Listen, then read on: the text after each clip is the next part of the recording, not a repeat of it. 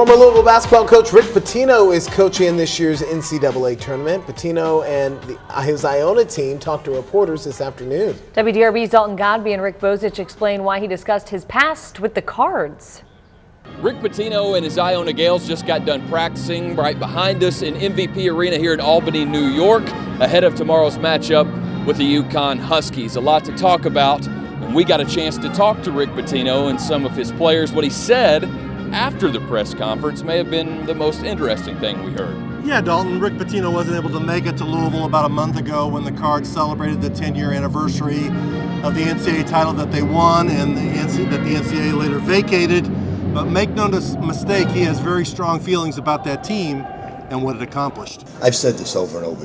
You can take down a banner, but you can't take down a national championship. You can't do it. You can't rewrite history because of one person doing the wrong thing. So what I learned more than anything else is to really appreciate this game. Some of his players we asked about whether or not these coaching rumors with him leaving to go to another school was distracting in an NCAA tournament game. It was interesting to hear what they had to say about Rick Pitino's relationship with this tournament and also about those rumors that are swirling around. Yeah, they're used to it. When you're with Rick Pitino, it's always Rick Pitino Theater. There's always talk about the next job.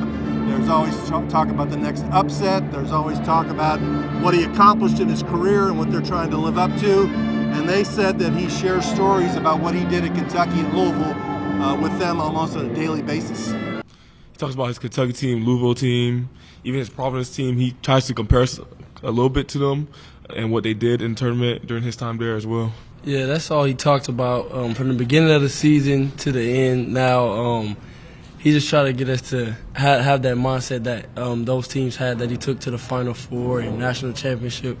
So he just tried to tell us some of the things that they did and how they approached certain things.